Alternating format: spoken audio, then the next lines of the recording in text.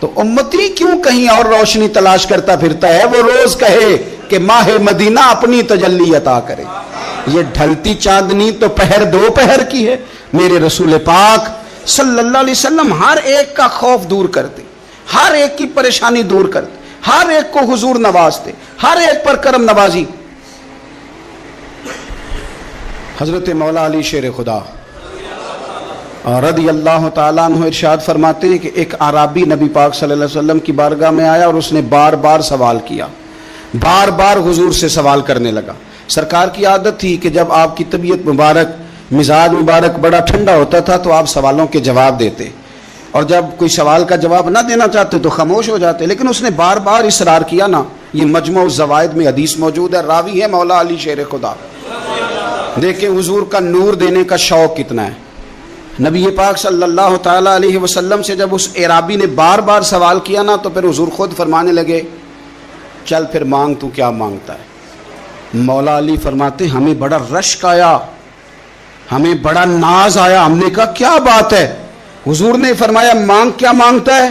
اب یہ نبی پاک سے جنت مانگے گا، اور دنیا میں بیٹھے بیٹھے اپنے لیے جنت کی ٹکٹ بک کرا لے گا، اپنے لیے یہ جنت کے اندر بہترین محل اپنے لیے الاٹ کرا لے گا۔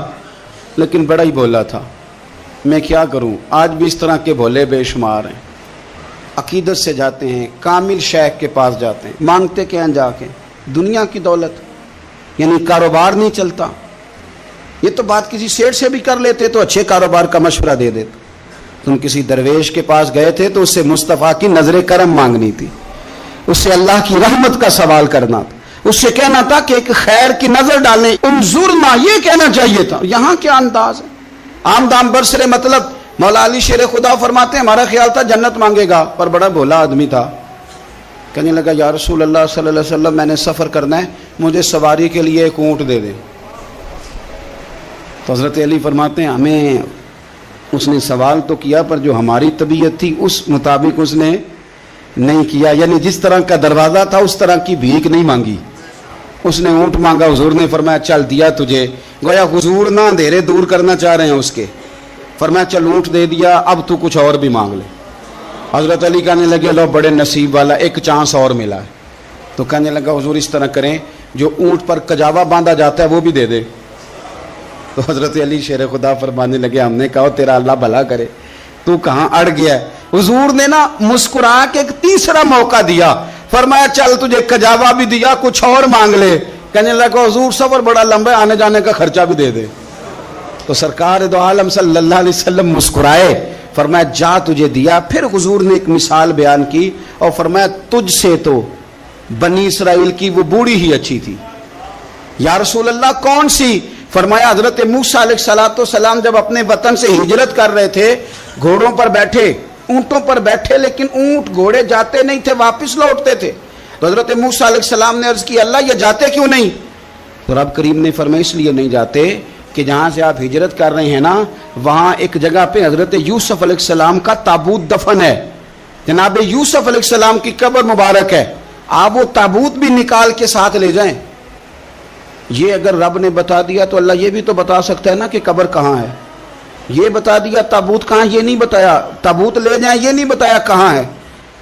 یہ حضرت موسیٰ علیہ السلام آپ خود تلاش کریں گے تو حضرت موسیٰ علیہ السلام نے بنی اسرائیل کے لوگوں سے پوچھا کہ وہ کہاں ہیں تابوت حضرت یوسف کا، تو وہ کہنے لگے ہمیں تو نہیں پتہ، ایک بوڑھی اماں ہے پرانی اسے پتہ ہے۔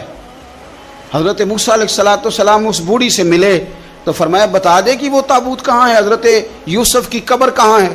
آج لوگ کہتے ہیں مزاروں پہ نہیں جانا چاہیے، تو پڑھو نا یہ حدیث کھول کے، نبی پاک صلی اللہ تعالیٰ علیہ وآلہ وسلم فرماتے ہیں کہ دیکھو قبر کا رستہ، مزار کا رستہ بتانے کا وہ عورت قیمت مانگ رہی ہے۔ حضرت موسیٰ کی ملاقات ہوئی تو آپ نے فرمایا امت تمہیں پتہ ہے جناب یوسف کا مزار کہاں ہے، قبر کہاں ہے؟ کہنے لگی پتہ ہے۔ تو آپ نے فرمایا بتا دے۔ کہنے لگی مفت کیسے بتا دوں، ابھی تو لوگوں کو مزاروں پہ جانے کی دلیل نہیں مل رہی، اور یہاں وہ بوڑھی کہتی ہے اور بیان کر رہے ہیں میرے نبی پاک صلی اللہ علیہ وسلم، اور بوڑھی کہنے لگی مفت نہیں بتاؤں گی۔ تو حضرت موسیٰ فرمانے لگے قیمت لے لے۔ کہنے لگی بالکل آپ قیمت دیں گے تو بتاؤں گی۔ فرمایا قیمت کیا ہے؟ کہنے لگی قیمت یہ ہے کہ جنت میں مجھے بھی اس محلے میں مکان چاہیے جس میں حضرت موسیٰ علیہ السلام کا مکان ہو۔ اس محلے میں مجھے بھی مکان چاہیے, اسی درجے میں آپ کے ساتھ.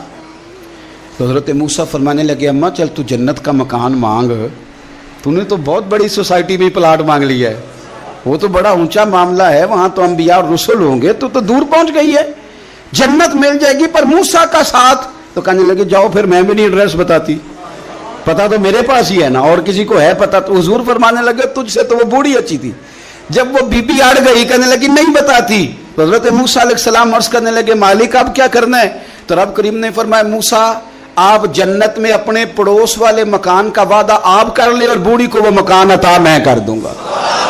آپ وہ مکان کا وعدہ کر لیں, دے دیں گے.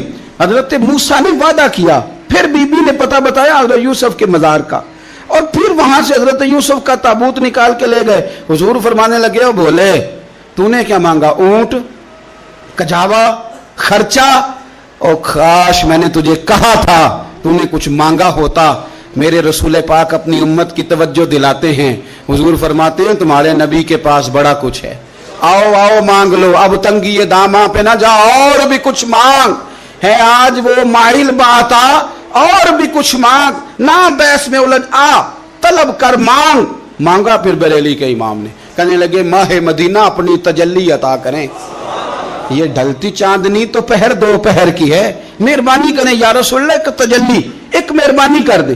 رسول پاک صلی اللہ علیہ وسلم ایک نا اور بہت بڑا اندھیرا ہے, وہ ہے غربت کی مایوسی کا اندھیرا. میرا دل کرتا ہے کہ میں اپیل کروں حکومت وقت سے کہ بڑا کچھ مناتے ہو, میرے نبی کا میلاد عالمی طور پر مناؤ, اور انہیں بتاؤ کہ رسول پاک صلی اللہ علیہ وسلم نے یہ نہیں فرمایا کہ ہم ہر غریب کو امیر کریں گے, بلکہ میرے نبی نے یہ کہا ہے کہ ہم غریب کو عزت اتنی دے دیں گے, غریب کو عزت اتنی دے دیں گے کہ امیروں کا بھی غریب ہونے کو دل کرے گا. یہ اندھیرا حضور نے دور فرمایا ہے, یہ اندھیرا دور کیا ہے. تو یہ جو غربت ہے نا, اس کا بھی ایک اندھیرا ہے. اور یہ غریب مایوس پیچھے پیچھے, ایک ہوتے ہیں بے تکلف دوست.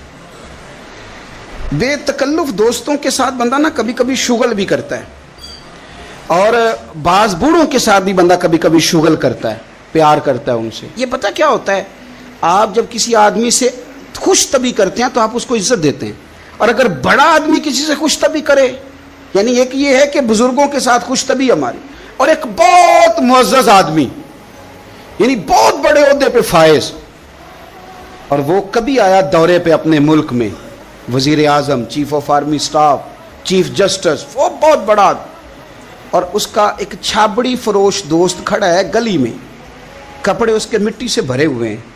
اب وہ آیا گلی سے گزرا, اور اس نے اپنے اس دوست کو جس نے امرود کی سیب کی ریڑھی لگائی ہے, اس نے جا کے اس کو جناب زور سے بغل گیر ہوا, جپا ڈالا. تو اب مجھے بتائیں کہ آرمی چیف نے تو گاؤں آنا ہی تھا, وزیر اعظم نے تو آنا ہی تھا, صدر نے تو آنا ہی تھا, لیکن جس کو اس نے سینے لگایا وہ بندہ بھلا کہاں پہنچ